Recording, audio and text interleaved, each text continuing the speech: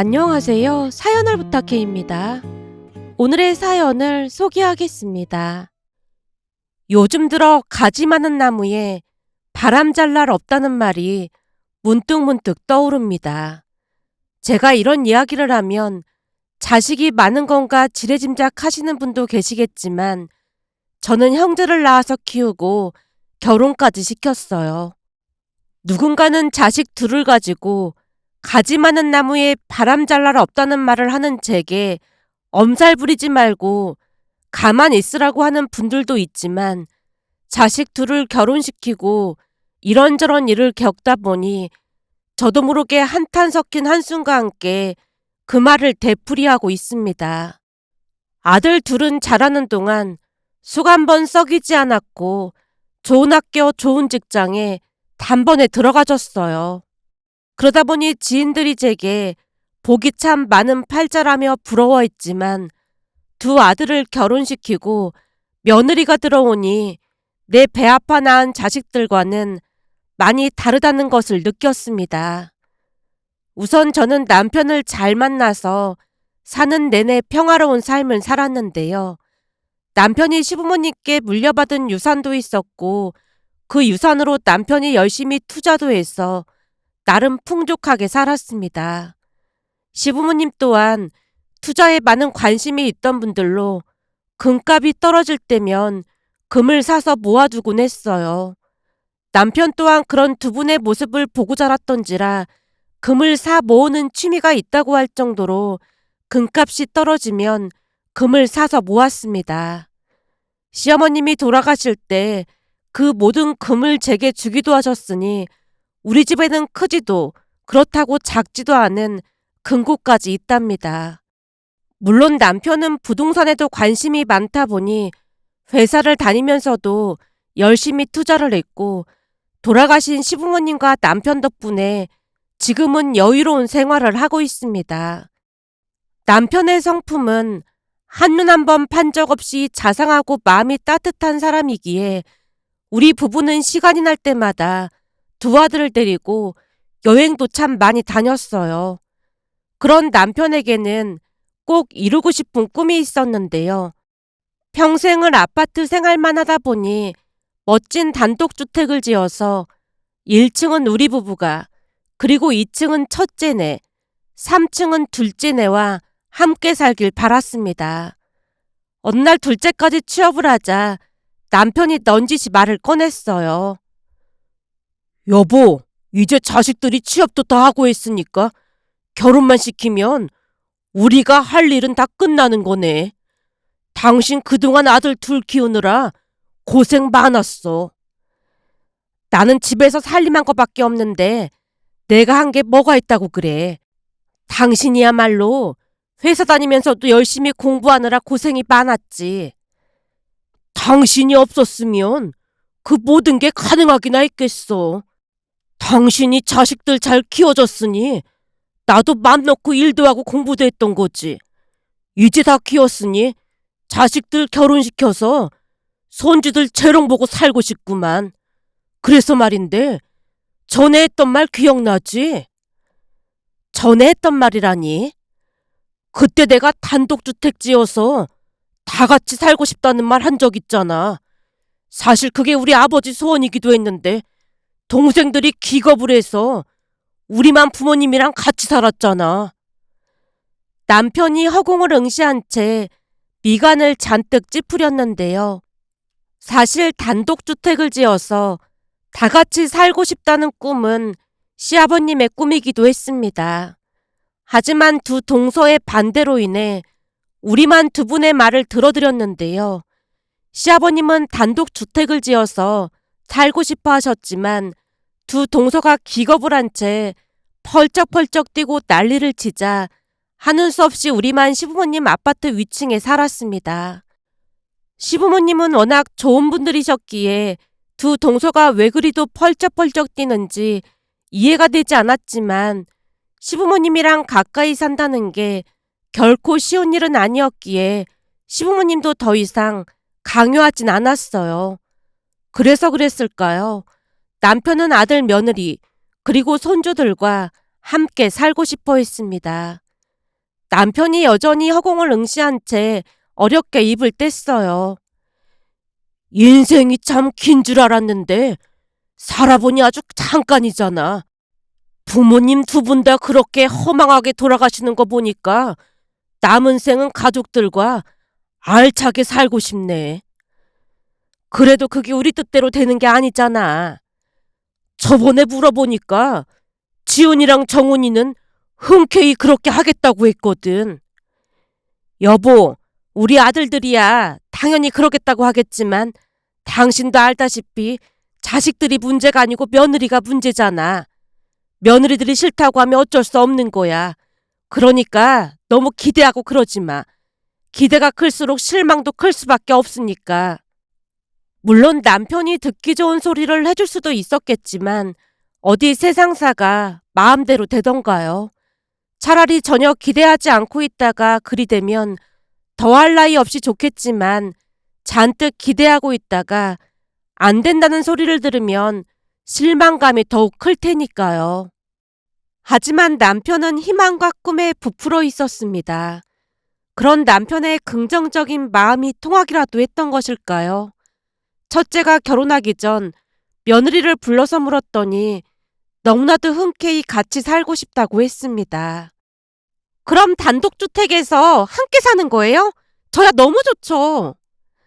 들어보니 요즘 젊은 사람들은 시댁이랑 무조건 멀리 살길 바란다고 하던데 정말 괜찮겠니? 한 공간에서 사는 것도 아니고 위아래층으로 사는 거잖아요. 근데 크게 문제될 게 있을까요? 나중에 애들 키울 때도 가족이 가까이 있으면 오히려 좋을 것 같은데요. 제 친구들 보니까 육아 때문에 난리도 그런 난리가 없더라고요. 그래서 말인데 나중에 어머님 아버님께서 육아도 도와주시면 안 될까요? 손주 보는 일이야.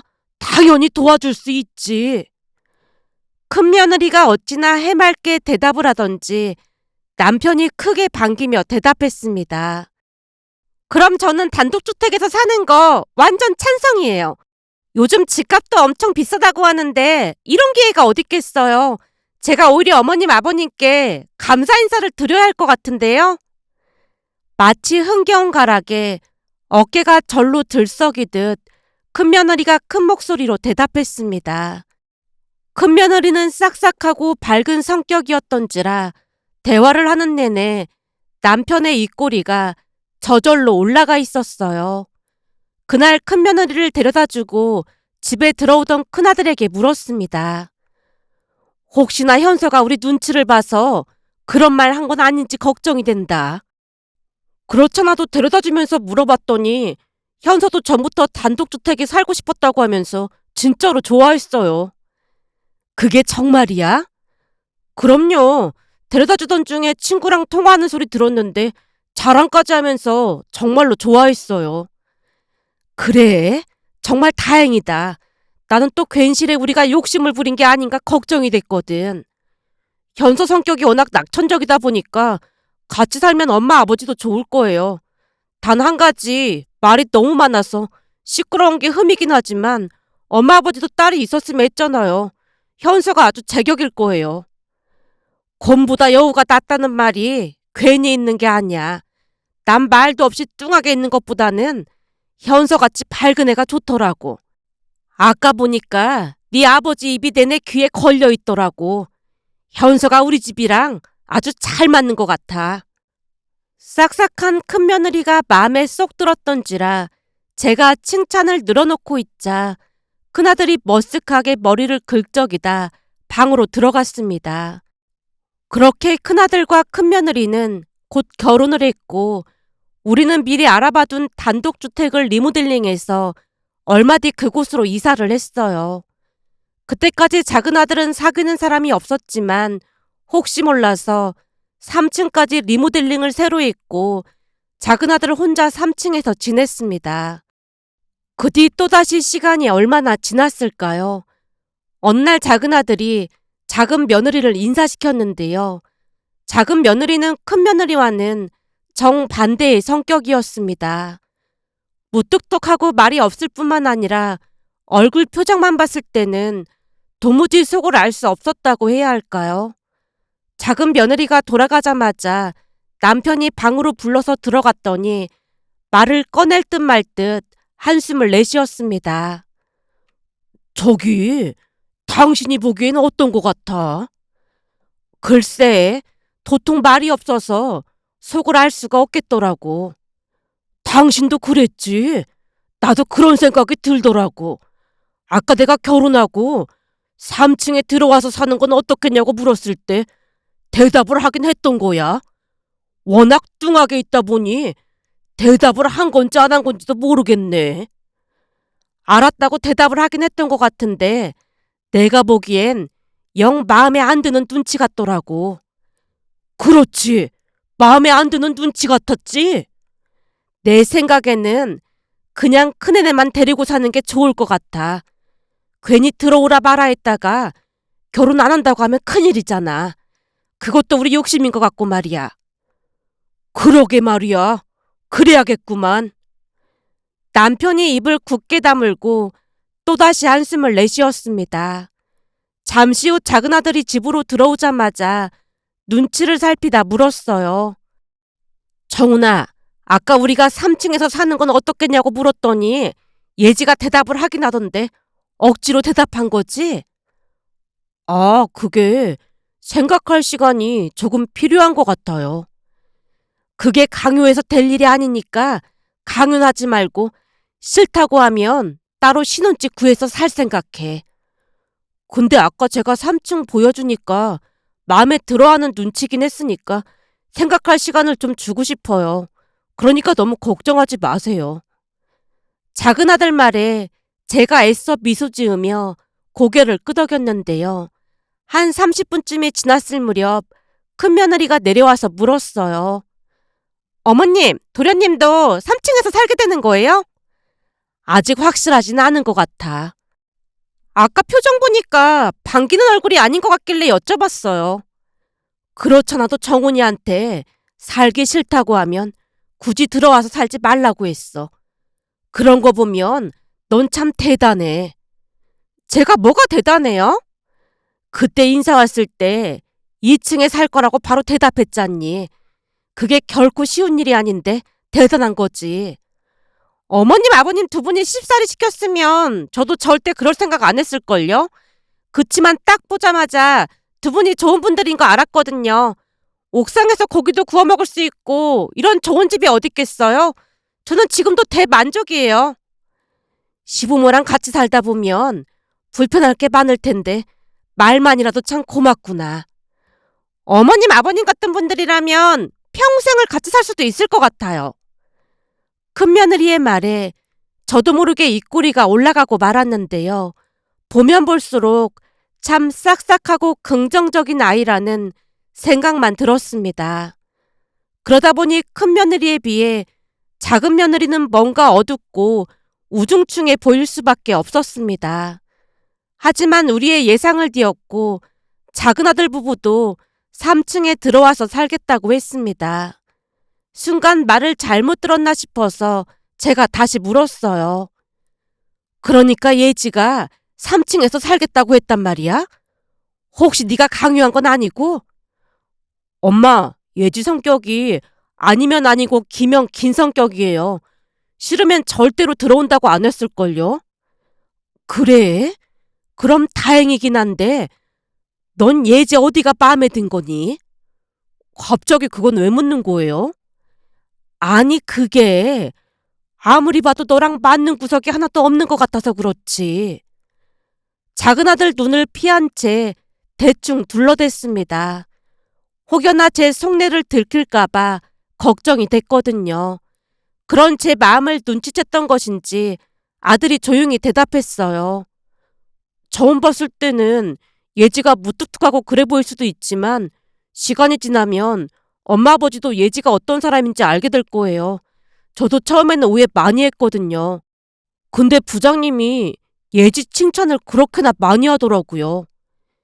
회사에서 일은 잘하나 보네. 잘하는 정도가 아니라 임원들도 엄청 좋아해요. 그러니까 이걸 뭐라고 설명해야 할지 모르겠는데 다른 사람들처럼 아부를 하지도 않고 묵묵히 일을 처리하거든요. 그러면서 잘못된 것이 있으면 정확하게 짚고 넘어가고요. 그런 부분 때문에 오해를 하는 사람들도 많지만 지내다 보면 예지의 진면목을 알게 되거든요. 오죽하면 부장님이 예지 별명을 신종 사골국이라고 지었겠어요. 뭐?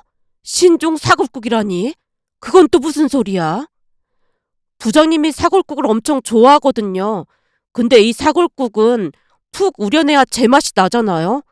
예지는 잘 우려난 사골국 같다고 하시면서 진국도 그런 진국이 없다고 칭찬이 자자해요. 작은 아들이 싱글벙글 입꼬리를 올리고 있었지만 그때까지는 그 말을 이해할 수가 없었던지라 어색한 미소로 대답을 대신할 뿐이었습니다. 얼마 뒤 상견례를 하고 난 뒤 작은 며느리가 집에 찾아왔길래 제가 눈치를 살피다 물었어요. 예지야, 결혼하기 전에 벽지를 바꿔줄까 하는데 정훈이랑 상의해서 마음에 드는 벽지로 골라보렴. 정훈 씨 혼자 살아서 깨끗하던데 굳이 새로 할 필요 없을 것 같아요. 신경 쓰지 마세요.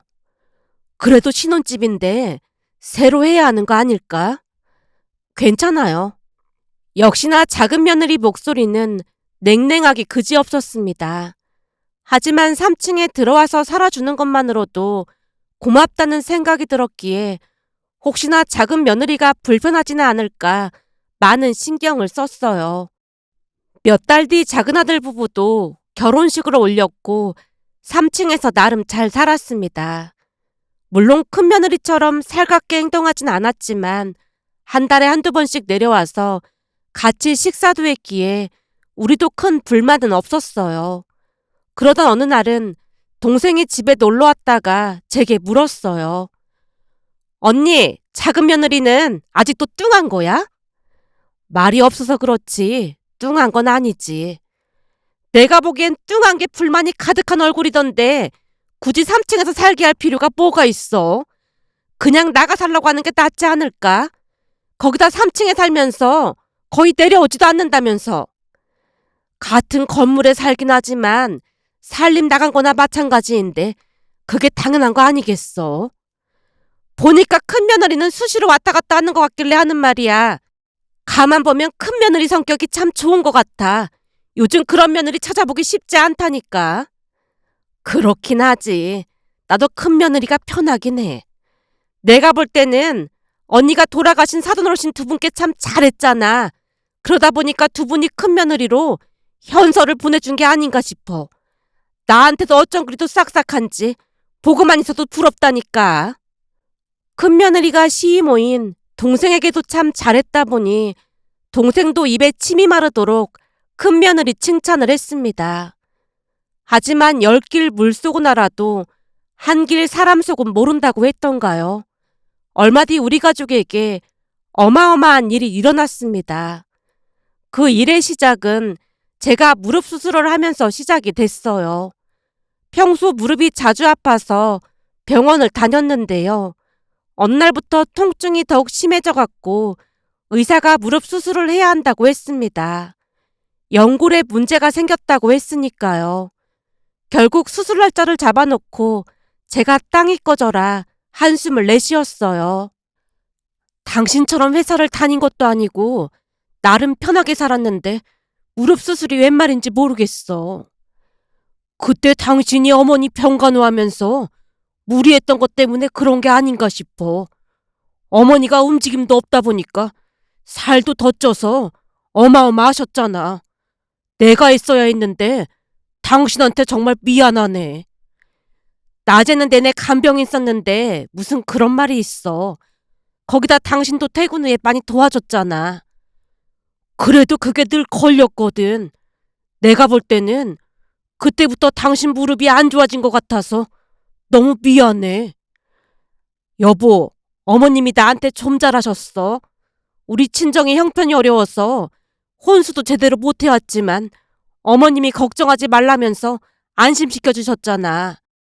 그것뿐만이야. 우리 친정엄마 아파서 수술할 때도 어머님이 수술비도 다 도와주셨잖아. 난 살면서 친정엄마보다 어머님을 더 의지하면서 살았어. 그런 어머님이 아프셨으니까 내가 간병을 하는 게 당연했던 거고. 그때 다들 요양병원 알아보자고 했지만 내가 싫다고 했던 거잖아. 그러니까 그런 생각할 필요 없어. 이번에 수술하게 되면 내가 간병 잘해줄게. 남편이 미안한 듯 고개를 떨궜습니다. 얼마 뒤 저는 양쪽 무릎 수술을 했고 그 전에 회사를 은퇴했던지라 남편이 병간호를 해줬는데요. 한쪽이 아니라 양쪽 무릎 수술이다 보니 통증도 어마어마했습니다. 퇴원을 하고 나서도 한동안 통증으로 고생을 해야만 했고 지팡이를 짚고 겨우겨우 걸어다닐 수 있었어요. 그러다 보니 남편이 자리를 비우는 날에는 큰며느리가 오며 가며 많은 도움을 줬습니다. 그런 큰며느리에게 어찌나 고맙던지 제가 가지고 있던 금부치도 주고 나름 고마움을 표시했는데요. 얼마 뒤 도무지 믿어지지 않는 일이 일어났습니다. 그날은 남편이 두 아들을 데리고 잠시 외출을 했던지라 큰며느리가 옆에서 도와주기로 했고 TV를 보다가 잠시 침대에 누워 있었어요. 그런데 잠시 후 방 문틈 사이로 뿌연 연기가 들어오는 게 아니겠어요? 결국 지팡이를 짚고 겨우겨우 안방문을 열면서 큰며느리를 불렀습니다. 현서야, 현서야, 이게 무슨 연기라니? 우리 빨리 나가야겠다. 제가 다급한 목소리로 큰며느리를 불렀고 작은 방에서 잠이 들었던 모양으로 큰며느리가 안방으로 뛰어들어왔지만 이미 거실과 방 안에 매캐한 연기가 가득했습니다. 예, 우리 여기서 빨리 나가야겠다. 나 좀 부축해다오.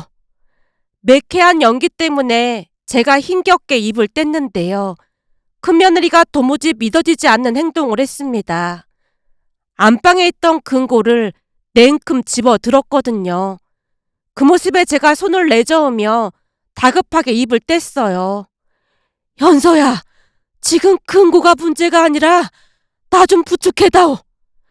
어머님, 이 금고부터 얼른 내다 놓고 다시 올게요. 예, 지금 금고가 문제가 아니라 날 좀 부축해다오. 얼른 나가야 한다니까. 금고만 금방 내다 놓고 다시 올 테니까 기다리고 계세요. 제가 가쁜 숨을 몰아쉬고 있었지만 큰며느리 목소리가 점점 멀어지고 있었습니다. 그런 일을 겪어본 적이 없는 분들이라면 잘 이해하지 못할 수도 있겠지만 그때 큰며느리의 끔찍한 행동을 보고 온몸이 덜덜 떨려왔는데요. 옥죄 있는 공포가 엄습해왔거든요. 지팡이를 짚고 나가야 했지만 매캐한 연기와 공포로 인해 정신줄을 놓고 말았습니다.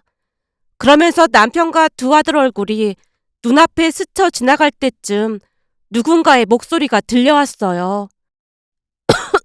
어머님, 어디 계세요? 어머님! 나 여기 있다. 여기 있어. 정신줄을 놓고 있는 상황이었던지라 큰며느리가 다시 들어온 줄 알았지만 저를 일으켜 세우던 모습은 큰며느리가 아닌 작은 며느리였습니다. 어머님, 어머님 우선 이걸로 코랑 입 막으시고 저한테 엎이세요. 네가 나를 어떻게 업어? 지금 시간 없다니까요.